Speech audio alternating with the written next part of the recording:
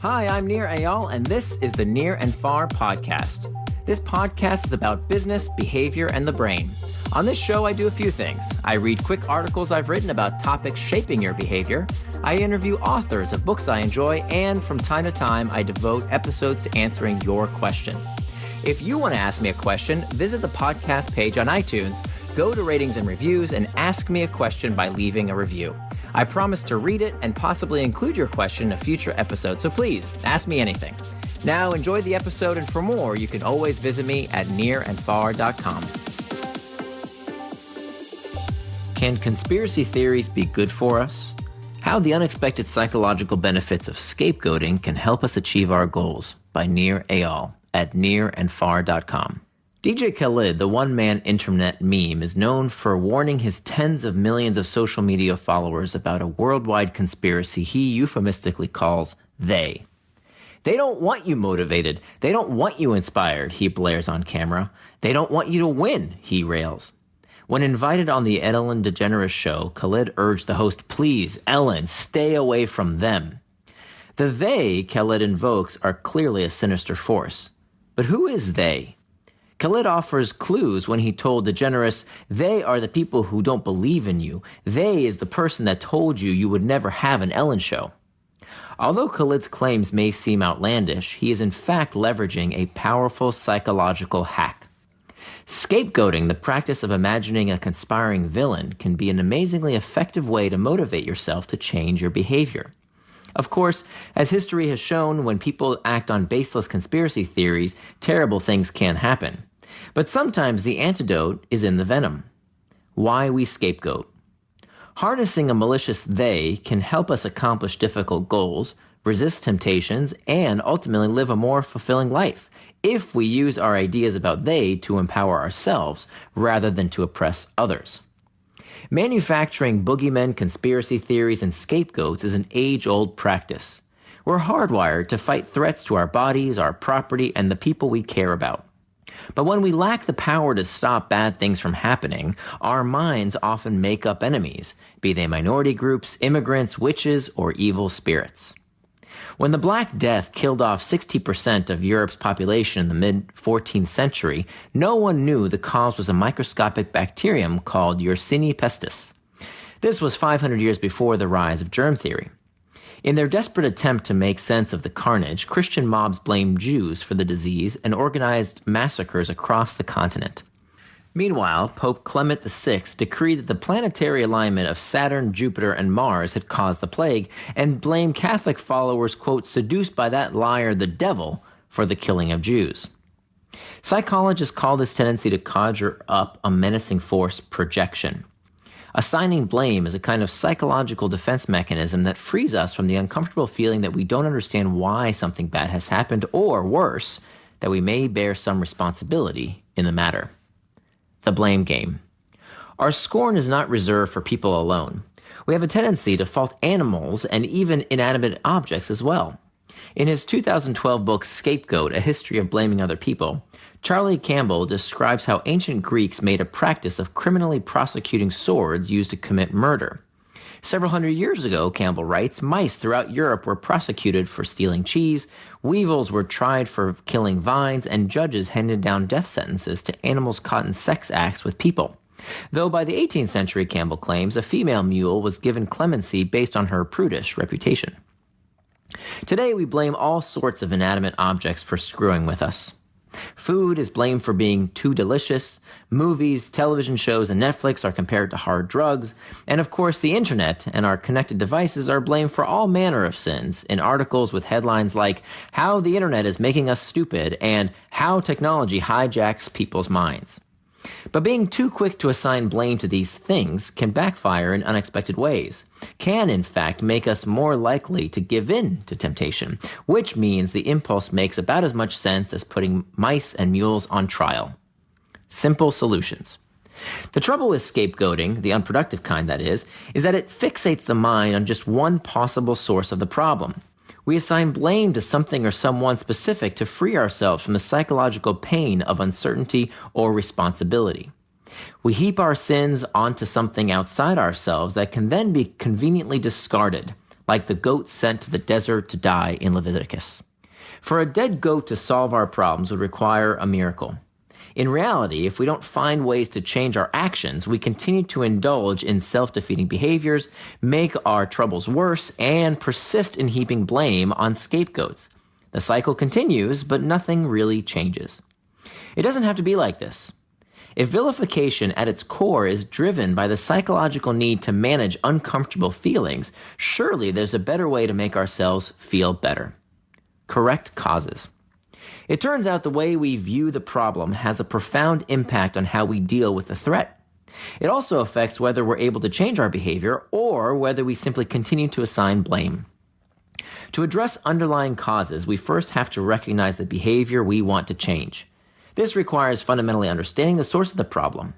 When we scapegoat the wrong source, change is as unlikely to occur as it is when humans engaged in superstitious acts of sacrifice. Solutions to entrenched problems are rarely obvious. Getting to the core of the problem, whether it's understanding the epidemiology of the bubonic plague or the cause of technology infatuation, requires asking difficult questions, coming up with hypotheses to test, and methodically experimenting to find cause and effect.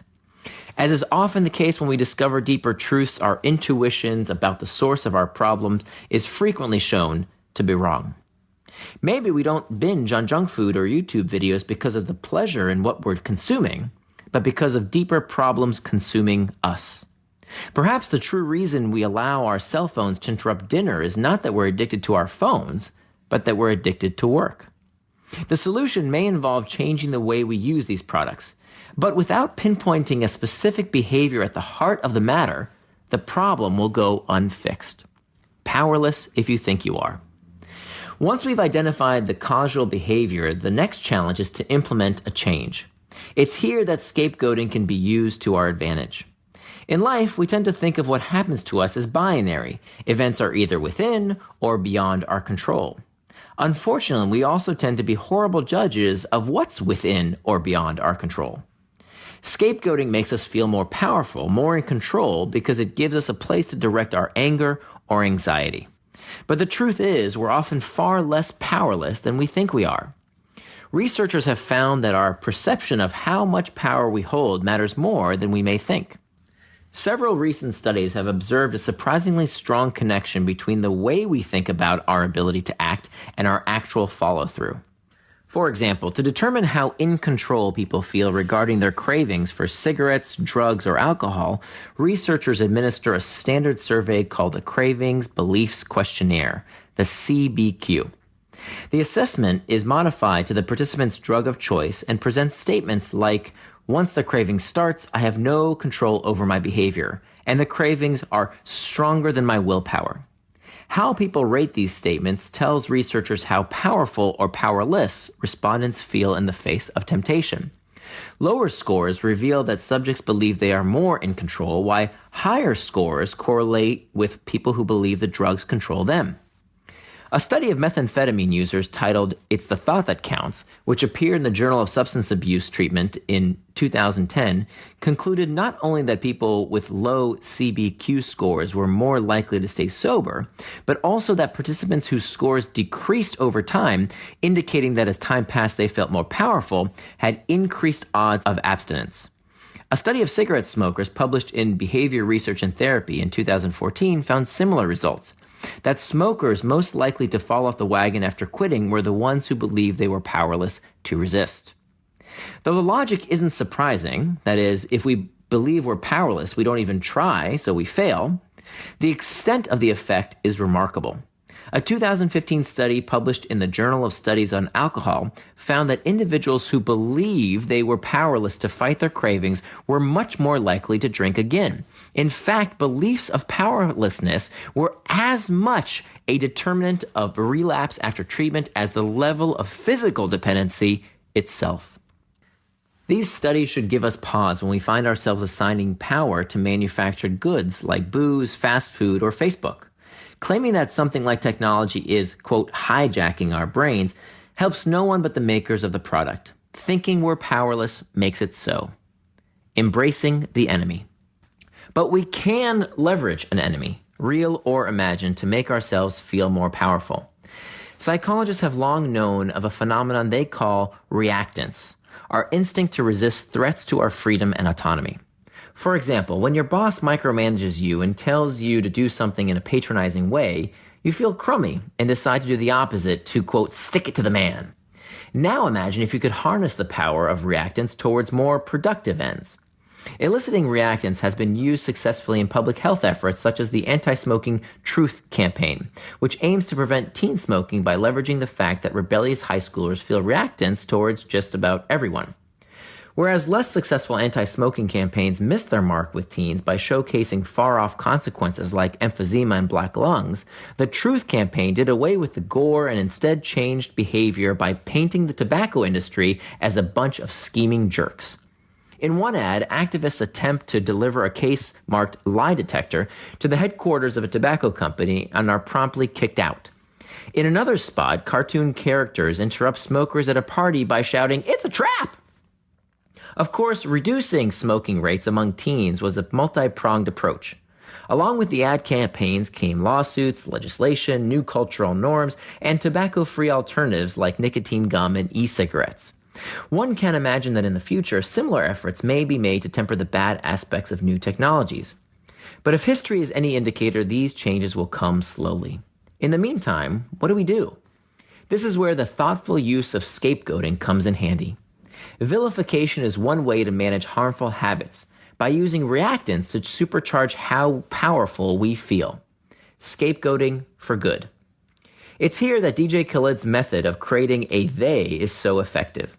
By projecting the temptation onto a faceless they, Khaled gets all the benefit of scapegoating with none of the bad bits, like pogroms, hate crimes, and mule trials. Khaled isn't the first to use this technique. In his 2002 book, The War of Art, the author Steven Pressfield uses an entity he calls resistance to describe the force conspiring against creative output. Most of us have two lives, Pressfield writes, the life we live and the unlived life within us. Between the two stands resistance. Throughout his book, Pressfield reminds us, resistance is always plotting against you. More recently, the author and game designer Jane McGonigal describes a similar conspiracy of bad guys in her 2015 book, Super Better. McGonigal blames villains like Mrs. Volcano and Snuff the Tragic Dragon when she loses her temper with her kids or feels self-pity. Khaled, Pressfield, and McGonigal know that they, resistance, and the bad guys don't actually exist. For DJ Khaled, that's the joke that powers the meme. If Khaled were to point a finger at a real group of people intent on sabotaging him, such as an ethnic group or a particular corporate entity, his scapegoating wouldn't be funny. It would be malicious or dangerous. At the end of the day, it's just us against ourselves. For the times we don't want to admit that, creating a they who doesn't want you to leave that extra cookie on the plate or get back to writing that blog post provides a clear enemy to rebel against, even if, in reality, that they resides in each of us. Here's the gist. If used correctly, scapegoating can be a powerful tool for resisting temptation and sticking to hard goals. It can also be dangerous and backfire if used incorrectly. Assigning blame is a kind of psychological defense mechanism that frees us from uncomfortable feelings when bad things happen out of our control or when we don't want to accept that we are responsible for our own problems. Nothing can be done when bad things happen as a result of circumstances truly beyond our control, but we're often more powerful than we think we are when it comes to our own behavior. Studies have found that people who believe that temptations control them are much more likely to give in. As long as we target the behavior at the root of the problem, creating an imaginary enemy, projecting our struggles onto a scapegoat, can make us feel more powerful and help us resist temptation or achieve our goals. Thanks for listening. If you like this article, please find more at my blog, nearandfar.com. Near is spelled N-I-R, like my first name. Thanks for listening to this episode of the Near and Far podcast. You can always find more at my blog, nearandfar.com. And don't forget, if you have a question you'd like me to explore in a future episode, leave me your question in the form of a review for the podcast on iTunes.